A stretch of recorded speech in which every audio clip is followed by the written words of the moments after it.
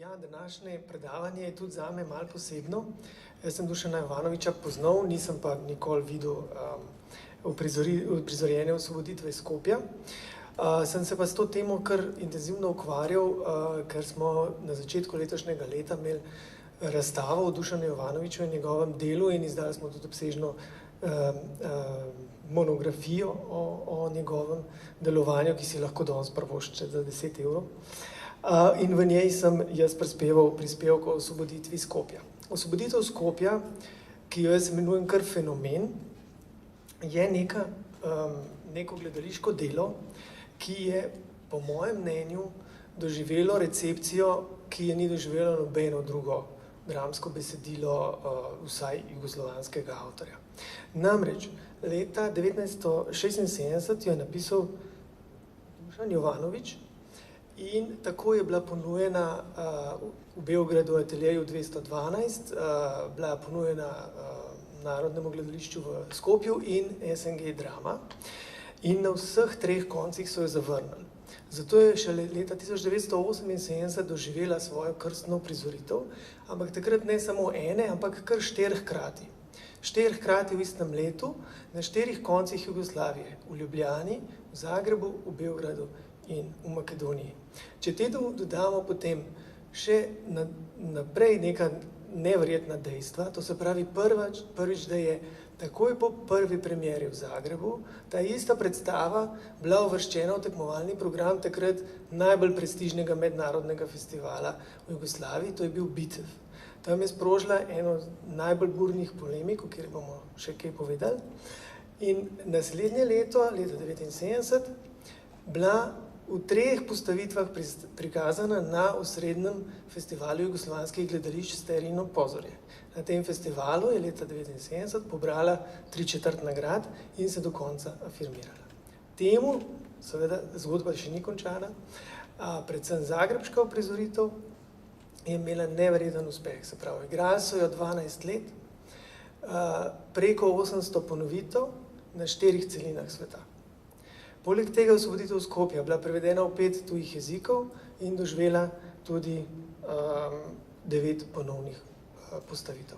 Skratka, neka statistika, ki je sama po sebi fascinantna in kaže na to, da je seveda osvoboditev Skopja nekaj posebenega kot dramski tekst, ki je padel v neko določeno družbeno situacijo, kjer je nagovoril javnost na prav poseben način. Skratka, dokazuje, da je gledališče lahko v nekaterih momentih več kot zgolj umetnost, lahko je nek družbeni dogodek, lahko je nekaj, kar nagovori ljudi, ki nikoli niso videli te predstave, ki se morda tudi za gledališče niso zanimali, jih je pa na nek način sprovocirala.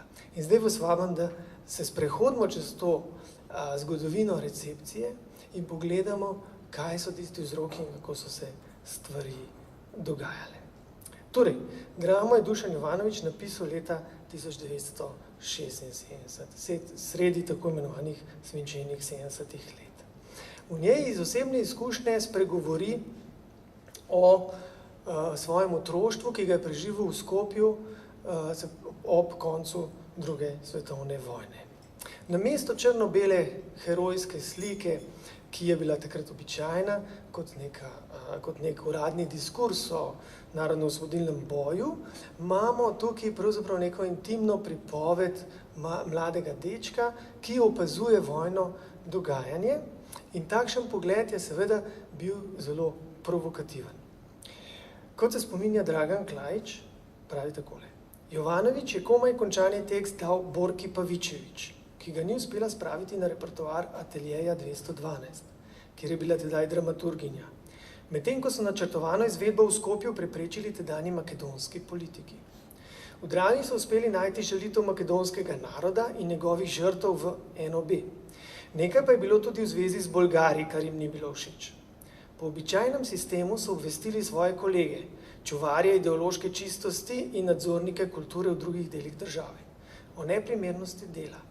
V svetu Slovenskega narodnega gledališča, torej SNG Drama Ljubljana, so ugledneži menili, da delo žali naše matere in blati narodno-osvobodilni boj. Tako da ga režiser Georgijevski, ki je bil onemogočen v Makedoniji, ni mogel režirati niti v Ljubljani vsaj nekaj časa. Milena Zupančič mi je rekla, da je Ivan Potrč takrat izjavil, da dokler bo on živ, te drame ne bo na repertoarju Slovenskega narodnega gledališča. Okay. Zdaj, kakšen je ta otroški pogled oziroma pogled Jovanovića kot otroka, ki pa seveda zdaj kot odrasel človek piše to dramo in ustvarja ta svet. Mogoče najbolj indikativen je 5. prizor iz 3. dejanja, ki ima naslov Orgije. Vidimo stanovanje Zoranove družine oziroma hišo, v kateri stanujejo, v katerem njegova mati na pol gola pleše za nemškega oficirja, zdravnik v kleti narekuje lenče, to je njegova teta, seznam zalog poslanih partizanski vojski, babica Ana kadi eno cigareto za drugo, poleg nje pa je njen sin Georgi, ki zaradi mučenja bolgarskih agentov ne more več govoriti in pijan poje tradicionalno makedonsko pesem. Skratka, imamo en kaleidoskop različnih usod, ki so zelo različne, se pravi, te ženske, ki ostanejo doma v družini, zato da bi lahko preživele in da bi lahko preživele svoje otroke, se pravi, njegova mama se prodaja nemškemu oficirju, hkrati njegova teta uči židovsko deklico igrati klavir, okrog njega se dogajajo racije, mučenja, dogajajo se deportacije, ki jih Zoran ne razume prav dobro, jih pa seveda ves čas belež in prikazujejo pravzaprav neko kompleksno vojno situacijo, ki nikoli ni črno-bela, kot je bila takrat prikazana. Še več, Dušan Jovanović na koncu te drame vpelje eno temo, ki je zanj potem tudi kasneje zelo značilna, in to je razkol med očeti in sinovi, se pravi med generacijo njegovih očetov, ki je zmagala v drugi svetovni vojni in ne bi na nek način zagotovila svojim sinovom neproblematičen svet, vendar Jovanović pravzaprav iz lastne izkušnje ugotavlja, da temu ni tako, da je pravzaprav njegova generacija prav zaradi vojnih dogodkov, ker je to gledala in to doživela, poškodovana. Ta drama se zaključi z pogovorom Zorana in njegovega očeta Dušana. Dušan je heroj, on je partizan, ves čas odsoten, ki se pa na koncu z osvoboditvijo Skopja seveda vrne. Onedva tam sedita, gledata Vardar, predtem se je Zoranova mama v njem utopila in Zoran razlaga svojemu očetu. Neke noči sem se zbudil ob 3 zjutraj. Bil je to miren spanec, brez sence sanj. Zbudilo me je presenetljivo spoznanje. Občutil sem, da sem nenadoma odkril smisel svojega življenja.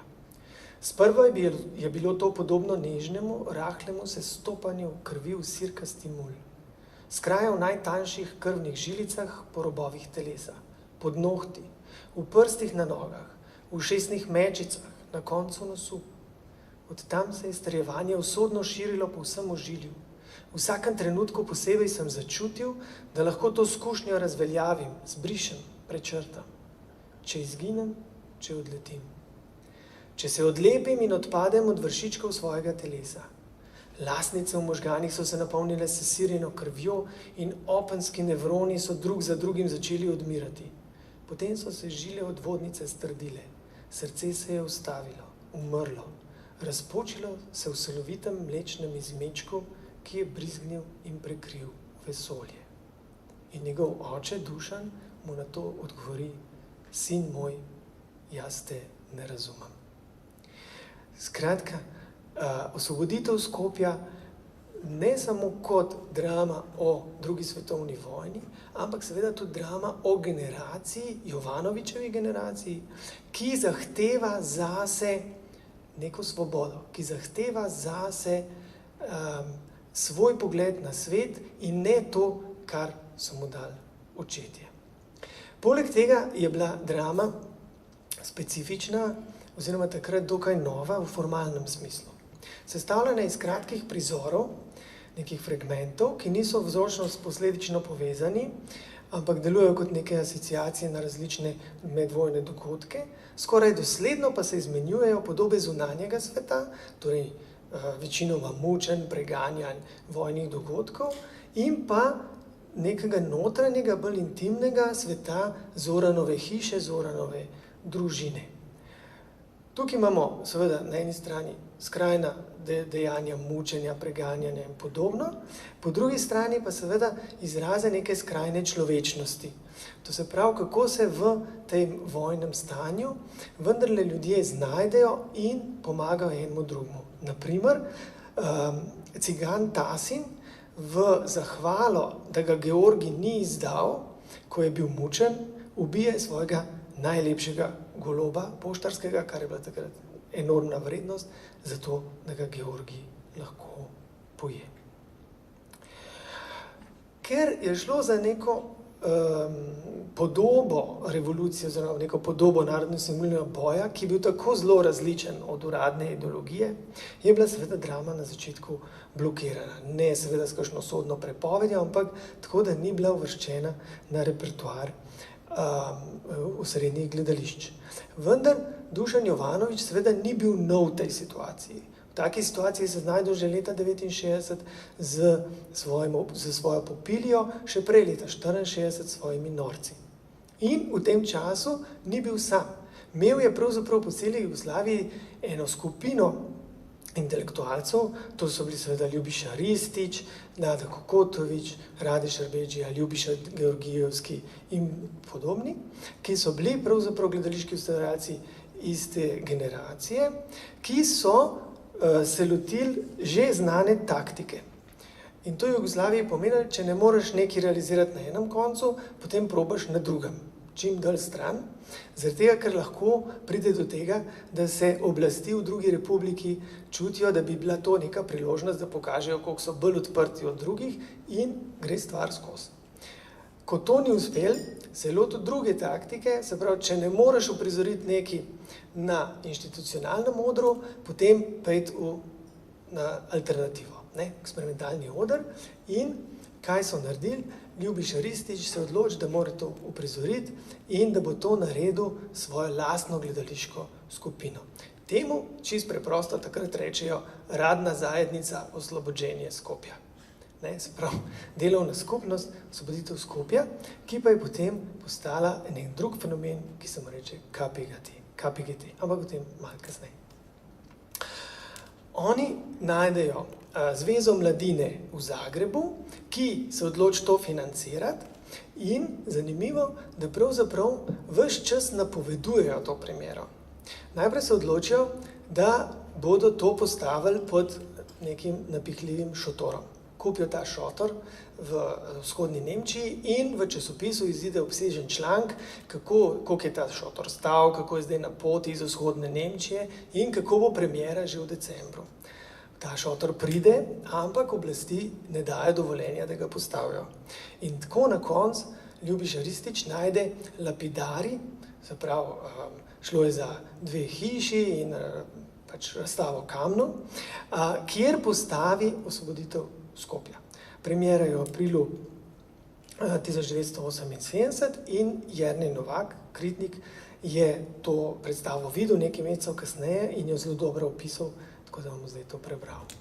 Prvo dejanje se odigra v prizemnem hodniku in je nekakšen prolog, poln nasilja, kričanja, mučenja, ki se konča z repliko nemškega oficirja. Tudi smrt je življenje. Sledi prehod skozi temne in hladne hodnike na dvorišče, kjer se odigra drugo dejanje.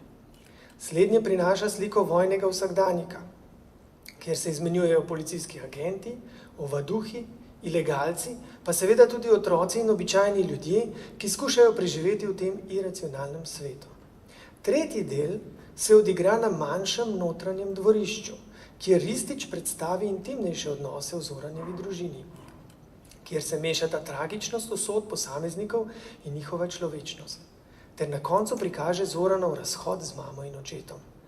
Celoto Novak oceni kot izredno močno in avtentično in pravi inscenirano življenje neke človeške skupnosti, ki preživlja tragično usodo človeškega boja, preživeti za vsako ceno. in Zoranom, ki se mu na teh ruševinah odpre svet novega bivanja.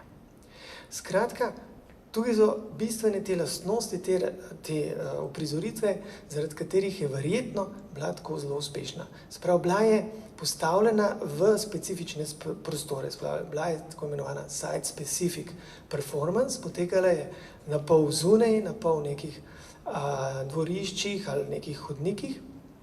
Zaznamovalo je odvisnost od vremena. Borka Pavičević poroča, kako si je sama ogledala to predstavo, ki je bila enkrat postavljena in da je bila predstava prekinjena, na kar so mogli 2 ure čakati, da se je polegla nevihta in potem so spet prišli in so do polnoči bili na predstavi. Skratka, bila je neka predstava, ki je angažirala ljudi na prav poseben način in močno zbujala njihova čustva.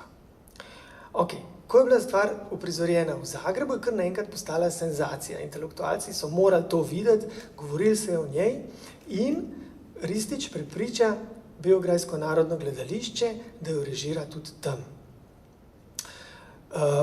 Premiera je bila spomladi leta 1978 in zanimiva je ta anekdota, kako je Ristić hkrati režiral v Beogradu Osvoboditev Skopja in v Zagrebu Kamov Smrtopis na ta način, da je dopoldne režiral v Zagrebu, potem pa se usedel na letalo, letel v Beograd, popoldne režiral v Beogradu in potem zjutraj spet na letalo za Zagreb. No, ta beograjska premiera, tukaj imam par fotk iz zagrebške uprizoritve, tukaj je seveda Rade Šerbedžija, ki je potem se proslavil z vlogo Georgija, pa Ljubiša Ristić na sceni. Tudi scena je bila, oziroma pač ta predstava je imela tudi žive živali, imela je konje, imela je pse. In še ena podrobnost, ki sem pozabil omeniti. Ristić, takrat radna zajednica Osvoboditev Skopja oziroma kasneje KPGT, je začela gledališče oglaševati na nek nenavaden način, se pravi zelo takrat izredno agresivno. Ta plakat, ki ga je Boris Bučan oblikoval za prvo uprizoritev Osvoboditev Skopja, je bil sestavljen iz 9 plakatov, iz 9 tedaj običajnih plakatov, imel pa je mere današnjih jumbo plakatov, to se pravi, to je bilo 3x2,20 metra, tako da sploh niso imeli nobene površine, kamor bi lahko to nalepili, so jo mogli posebej izdelati. Kar hočem povedati je, da je takrat Osvoboditev Skopja bila oglaševana oziroma najavljena kot nekakšen rokovski koncert. Gledališče je skušalo dobiti neko novo funkcijo. In zanimivo je, da je Boris Bučan vzel za ta plakat pravzaprav like Walta Disneyja.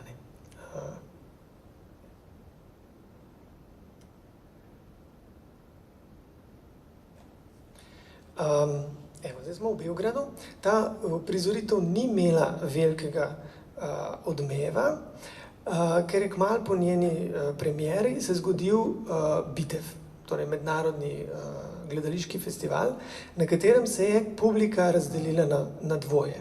Polovica je bila prepričana, da je ta Osvoboditev Skopja popolna neumnost, da se tam moramo nekaj sprehajati, tudi tam so igrali na enem od dvorišč, in znana je anekdota, da je pač sred uprizoritve prišel iz svoje hiše nek starček, ki ni razumel, kaj se dogaja, in mu je potem Rade Šerbedžija vmes rekel: "Ajde, glupane, liči se, vidiš, da se ti smijo."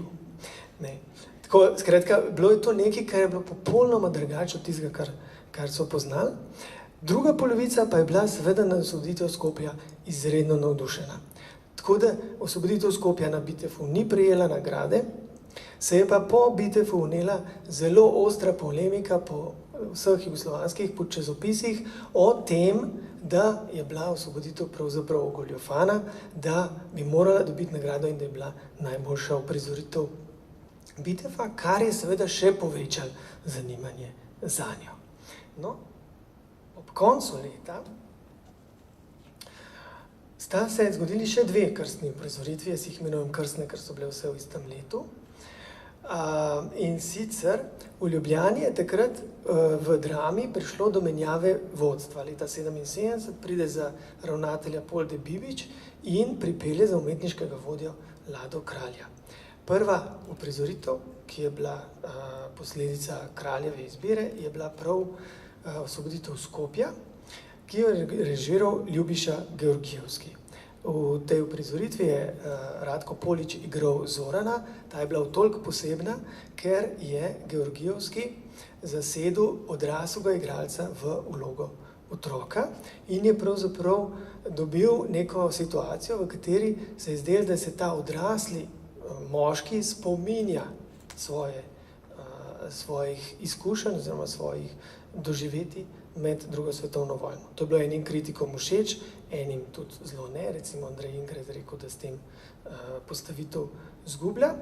No, premiera je bila v novembru leta 1978 in le 10 dni za ljubljansko premiero še ena na drugem koncu Jugoslavije v Skopju, ki je bila pa spet postavljena v nek poseben prostor, v opuščeno železniško postajo in tam jo je režiral Slobodan Unkovski, ki ga tudi vsi dobro poznamo po njegovem delovanju tudi danes v slovenskih gledališčih.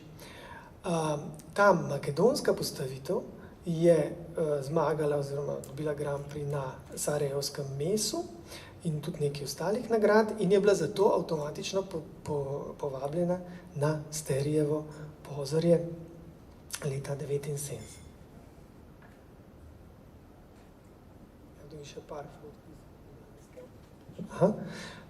mogoče, da omenim, Boris Cavazza je bil tisti, ki je igral Georgija. Georgij je pa absolutno najbolj kompleksna in najbolj izstopajoča vloga v tej drami in z njo sta se proslavila tako Rade Šarbedžija kot Boris Cavazza.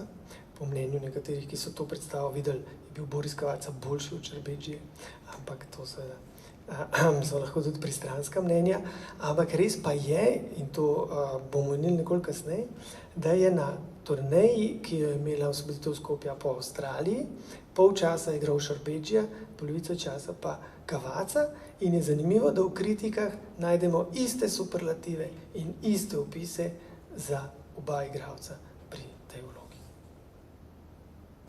In še izvedba v Skopju.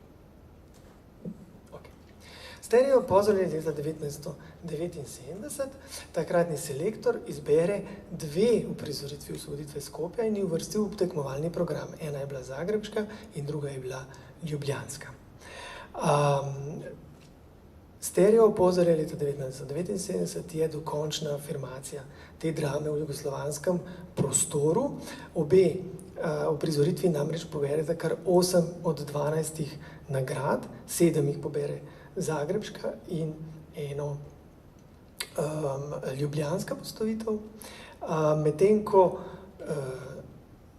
govorimo o nagradah, so pa vse uprizoritve, ki so dobile nagrade leta 1979 na Sterijevem pozorju, režirali režiserji iste generacije, se pravi iste skupine. To so bili Ljubiša Ristić, ki je režiral zagrebško prizoritev Osvoboditve Skopja, Dušan Jovanović, takrat s Kraljem na Betajnovi, Ljubiša Georgijevski z ljubljansko postavitvo osvoboditve in Slobodan Unkovski, ki je takrat bil prisoten za Krleževo legendo. Okay. Hkrati pa je ta afirmacija osvoboditve Skopja leta 1979 pomenila ne le preboj nove režiserske generacije, ampak tudi vznik nekega pojava, ki se mu je reklo kasneje KPGT. Kazalište, pozorište, gledališče, teater. To je skupina, ki je bila, kot sem že rekel, najprej radna zajednica Osvoboditev Skopja, ustanovili pa so jo Ljubiša Ristić, Dušan Jovanović, Nada Kokotović in Rade Šarbedžija.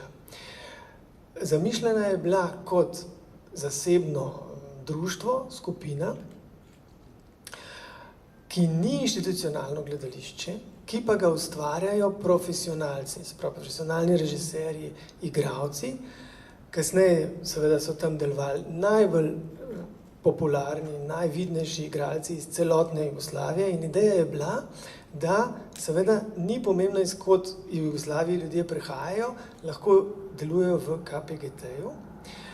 Druga stvar je bila, da je bil takrat Ristić prepričan, da se dobra umetnost lahko tudi prodaja in da bodo oni živeli od prodaje kart.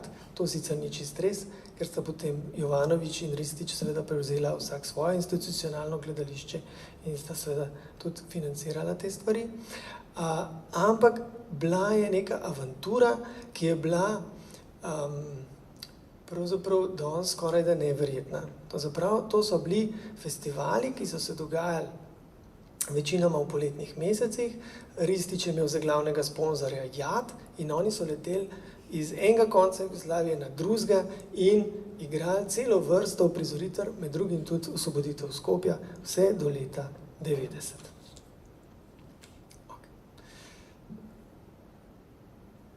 No, ta uspeh na Sterijevem pozorju pa je bil razlog, da je prišlo tudi do mednarodnega odmeva zagrebške postavitve. Oziroma, da se popravim, tudi ljubljanska postavitev je imela mednarodni odmev in to zelo zanimiv. V naslednjem letu je namreč drama gostovala v najbolj znanem avstrijskem gledališču Burgtheater in v tem Burgtheatru se je predstavila prav z osvoboditvijo Skopja. No, zdaj pa ta naključje, ki se je zgodilo pa pravzaprav Draganu Klaiću, ki v svojih spominih prav tako. Le nekaj tednov po igrah, torej Sterijevem pozorju, me je iz Los Angelesa kontaktiral Anthony Steele, menedžer tamkajšnjega filharmoničnega orkestra, ki so ga najeli, da bi organiziral mednarodni gledališki festival v Sydneyju leta 1981. Moj študijski kolega iz Yale, Russ Vandenbroek, mu je svetoval, naj vpraša mene, če poznam kako jugoslovansko predstavo, ki bi prišla v obzir. Brez oklevanja sem mu priporočil Osvoboditev Skopja, ker sem v Novem Sadu videl, da tuji kritiki, ki so se tam znašli na trienalnem simpoziju AICTE, mednarodne mreže gledaliških kritikov, odlično sledijo predstavi kljub nepoznavanju jezika. No, seveda je stvar bila dokaj negotova. Dobili so povabilo na mednarodni festival v Sydney, financirala jih je tudi jugoslovanska država delno, ampak niso vedeli, kaj to bo se tam zgodilo. Bili so pravzaprav prestrašeni, da se bodo soočili z jugoslovansko emigracijo, ki jih bo začela napadati, da bo to vse skupaj čuden. In Ristić mi je govoril o tem, kako je Rade Šerbedžija pravzaprav imel zelo veliko pomislekov in bolj, ko so se bližali ta dan odhoda, bolj je on govoril, joj, veš, pa ne vem, če bom imel čas, mogoče samo en teden, pa že moram iti nazaj, pa tako. No, in zaradi tega je takrat Ristić poklical Cavazzo in je rekel, daj ti pa prid pol malo kasneje, da bomo speljali turnejo do konca. Kar se je zgodilo v Avstraliji, je bil pravzaprav nekaj popolnoma nasprotnega. Oni so začeli Skopje igrati in to je postala čista senzacija. Na te predstave ni bilo nobenega iz jugoslovanske emigracije, čeprav so mislili, da bodo hodili prijeti, ker razumejo jezik, ampak so tja hodili Avstralci, ki so bili navdušeni nad svežino tega gledališča. Oni so pravzaprav ostali nekje v nekem realizmu, niso imeli veliko vpliva evropskega gledališča in zdaj pride neko gledališče, ki je polno ene energije, enih emocij, rock glasbe, ki je novo, mladostno, ki se igra na prizoriščih bivših zaporov in tako naprej. In kar naenkrat dobivajo odlične kritike, publike je vedno več, in izvedejo turnejo, ki je vsebovala Sydney, Adelaide in na koncu Perth. Povsod odlične kritike, vmes posnamejo TV film za avstralski kanal, ki je pokrival etnične manjšine, in na koncu Rade Šerbedžija dobi kot prvi ne-Avstralc nagrado za najboljšo igralsko kreacijo leta, prav v tem TV filmu, in to je bila nagrada Semi. No, spodbujeni s tem neverjetnim uspehom, dobijo vabilo v Ameriko. Sprav, to je zdaj najprej Avstralija, druga turneja je bila ameriška. Dost pravzaprav v podobnem stilu. Skratka, leta 1982 jih povabijo v Denver na gledališki festival in Ljubiša Ristić, ki je megaloman še danes, takrat je bil pa še večji, začne takoj načrtovati iz tega ameriško turnejo. Ideja je, da grejo v Ameriko in po festivalu nastopajo še v drugih mestih, pri čemer se financirajo od prodaje kart in takoj je temu Osvoboditvi Skopja pridružil še Karamazove, to je naslednja Jovanovićeva drama, ki je seveda z osvoboditvijo povezana v toliko, da govori ravno tako o tej izgubljeni generaciji. Poleg tega je ugotovil, da bo z njimi potovala skupina Lebi Sol, ki je nastopala v Osvoboditvi, potem načrtoval, da bodo šli člani skupine Azra z njimi, pa člani familije in tako naprej. In na koncu je imela ta odprava 45 članov, kar je pomenilo seveda ogromne stroške in ogromno zapletov. Dragan Klajč je bil organizator te turneje in v svojih spominih seveda to popisuje in je to zelo zabavno. Kaj se je zgodilo? Pridejo v Denver, odigrajo, kritike še kar dobre, potem potujejo v Chicago, kjer gre vse narobe, publike ni, oni so lačni, mečejo jih ven iz hotela, najdejo na koncu enega človeka, ki je imel opuščen pogrebni zavod in igrajo v pogrebnem zavodu. Grejo v Washington, tam še kar uspešno, potem po nekem naključju pridejo v Wildwood, neko počitniško mesto, kjer sicer lokalni veljaki sprejmejo s policijskim spremstvom, ampak še vedno ni posebej dobrega obiska. Nadaljujejo v Los Angelesu in končajo v New Yorku. V New Yorku, kjer sicer jih publika zelo dobro sprejme, vendar dobijo slabo kritiko v New York Timesu in so že zaradi tega zelo razočarani in Klajč se spominja, da ko so se vrnili v Jugoslavijo, so bili vsi skregani in niso hoteli imeti nič več en z drugim. Kasneje sem pa zvedel, da so tudi seveda predelali zelo velike dolgove in da naj bi Rade Šerbedžija še leta kasneje igral Krležo za to, da je odplačeval te dolgove. Ampak kljub temu je zanimivo, da Dragan Klajč leta 1989, ko piše te spomine, prav, kljub vsemu je bilo vse skupaj vredno. Prav, turneja v celoti je bila izredno odmevna in pravi, še veliko let kasneje sem srečeval ljudi v Ameriki, ki niso niti vedeli več, da je bil to Zagreb Theatre Company in da je bila to Osvoboditev Skopja, vedeli pa so, da smo bili v Ameriki z neko zelo vznemirljivo predstavo. In končna bilanca te turneje je še ena nagrada in sicer nagrada Obie. To je pa nagrada, ki jo revija The Village Voice podeljuje za najboljšo off-off Broadway produkcijo leta in v letu 1983 so to podelili Osvoboditvi Skopja. In to je za Ristića in za Jovanovića seveda največja nagrada, ki sta jo kadarkoli dobila. No, Osvoboditev Skopja, zdaj še malo fot, najprej za avstralske turneje, kjer so igrali v Sydneyju na koledžu, ki je bil prej zapor in je na nek način imel ravno to neko dvojnost, ki jo je hotel Ristić doseči. In vidite v bistvu dejansko to ambientalna predstava, ki imamo od živali do blaznih premikov ljudi, veliko kričanja, močne glasbe, tako da so kritiki ves čas govorili, da je pravzaprav kljub temu, da ne razumejo jezika, da se zelo jasno čuti ta človečnost in ta energija, ki jo puščata.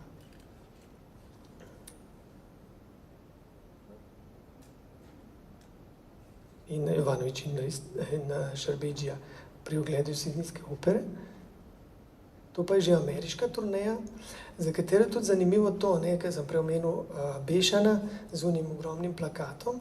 Tukaj sta z njimi potovala Matjaž Vipotnik in Miran Mohar, ki sta zastavila promocijo, tako da so sprot delali plakate, letake, majhne leaflete, s katerimi so občinstvu dajali sinopsise, pa te letake, s katerimi so vabili občinstvo pravzaprav na predstave. In Klajč se spominja, da so jih spraševali po Ameriki, ali so oni kakšen blazno podprt državni ansambl, da imajo toliko denarja, da to delajo, ali pa so komercialno gledališče. Skratka, oni so uporabljali ene prijeme, ki jih danes mogoče se predstavljamo na Broadwayu, za neko resno umetnost.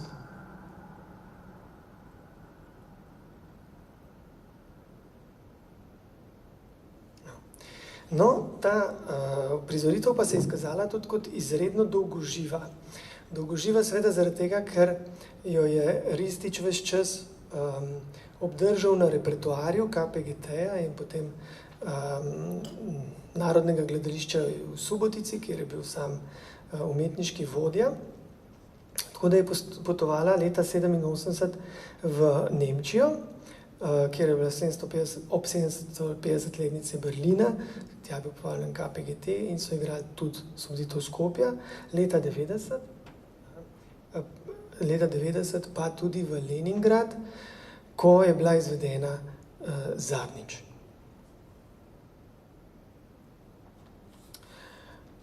Evo.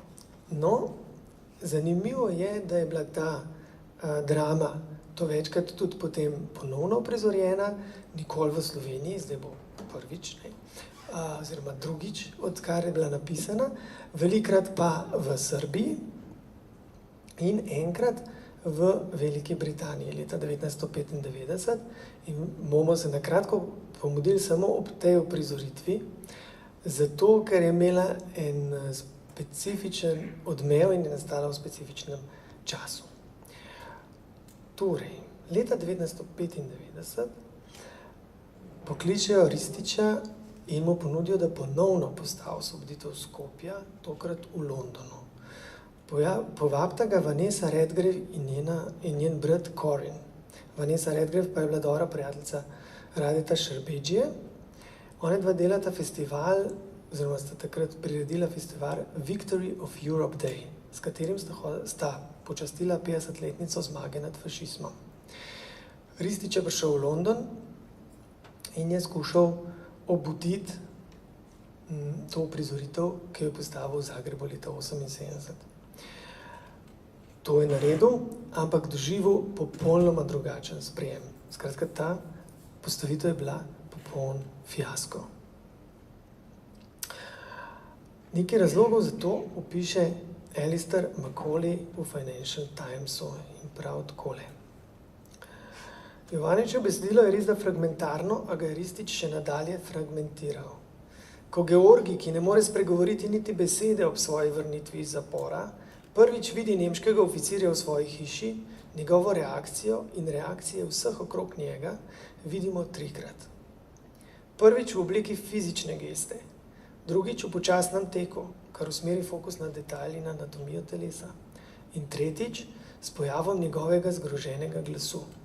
Zelo dobro zamišljeno, a presenetljivo brez učinka. Potem govori o tem, da je Ristić napolnil prehode z zelo glasno glasbo Lebi Sola, isto kot v Zagrebu, kar je pred 20 leti očitno delovalo še nekako sveže ali pa provokativno, nekako avantgardno. Leta 1995 pa se je zdel popolnoma odveč. Zanimivo je, da celo igro Radeta Šerbedžije, ki se je s to vlogo poslavil in je pravzaprav na nek način ga ves čas spremljala. Ponovno je igral leta 1995 v Londonu, potem pa celo leta 2015 posname film Osvoboditev Skopja, ki je potem nominiran za tujejezičnega Oskarja. Skratka, Šerbedžija je bil bistveno povezan s to vlogo Georgija, vendar ga kritike v Londonu označijo kot neprepričljivega. Pohvalili pa so predvsem Vanesso Redgrave kot Lenče in Thomasa Orangea v vlogi malega Zorana. Zakaj pravzaprav ta polom? Najverjetneje zaradi tega, ker se je spremenil zgodovinski kontekst. Torej, če je v 80-ih Osvoboditev Skopja še odpirala prostor svobode, razkrivala razpoke v jugoslovanskem socializmu, je bila v 90-ih letih situacija popolnoma drugačna. Zahodna publika je bila ves čas soočena z vojnami na Balkanu, z obleganjem Sarajeva, z masakrom v Srebrenici, z uničenjem Vukovarja in ob takih grozotah je pač ta osvoboditev Skopja seveda delovala nekoliko bolj naivno. Poleg tega je leta 1995 Ljubiša Ristić prevzel vodenje jugoslovanske levice, to je bila stranka Slobodana Miloševića in Mire Marković, s katerim je bil povezan in je seveda nastopil v popolnoma drugačni vlogi kot prej. Prej je bil mladi umetnik, ki širi polje svobode, leta 1995 je pravzaprav bil na Zahodu viden kot človek, ki podpira ta uničevalni režim Slobodana Miloševića. Zaradi tega je tudi sarajevska gledališka skupina, ki naj bi odprla festival Vanessa Redgrave, odpovedala svoje sodelovanje, ker ni hotela pravzaprav sodelovati na istem dogodku kot Ljubiša Ristić. Ta neuspeh osvoboditve Skopja leta 1995 seveda po drugi strani kaže, kako je gledališče vezano na posameznem družbeni trenutek. Uspeh predstave je bil torej neločljivo vezan na svoj čas, na Jugoslavijo tik pred njenim razpadom, na odprt prostor političnega gledališča v 80-ih in na občinstvo, ki se je seveda prepoznalo na tem odru in je hotelo sodelovati pri odpiranju tega prostora. Kot se spominja Dragan Klaič, čeprav se osvoboditev Skopja premierno ni pojavila pod kratico KPGT, je omogočila, da je KPGT sploh nastal in da se je kot koncept obdržal kasneje, pa ga je afirmirala v Jugoslaviji in tujini. Tako je osvoboditev Skopja postala predstava simbol, v kateri se odražajo vsa nasprotja in preizkušnje te gledališke avanture. Torej, gledališča 80-ih let, političnega gledališča generacije Dušana Jovanića, Ljubiše Ristića, Ljubiše Georgijevskega, Slobodana Unkovskega, ki je pravzaprav zahtevala zase pravico do svoje umetnosti, tako kot je ona videla, in seveda do svobode govora. In če združim, zakaj je osvoboditev Skopja več kot gledališče, več kot gledališki fenomen in pravzaprav na nek način nek družbeni fenomen, zaradi tega, ker je prinesla neko drzno interpretacijo druge svetovne vojne, ker je bila preizkus poguma in iznajdljivosti v času ideološke kontrole, ker je spodbudila jugoslovansko kulturno integracijo in nastanek KPGT, ker je bila s tem mednarodni ambasador gledališča s mnogimi turnejami in nagradami po vsem svetu in ker je bila gledališki dogodek, ki je oblikoval generacijo umetnikov in gledalcev. Kakšna bo nova uprizoritev, ne vemo, želimo pa ji vso srečo in da bi postala legendarna. Hvala.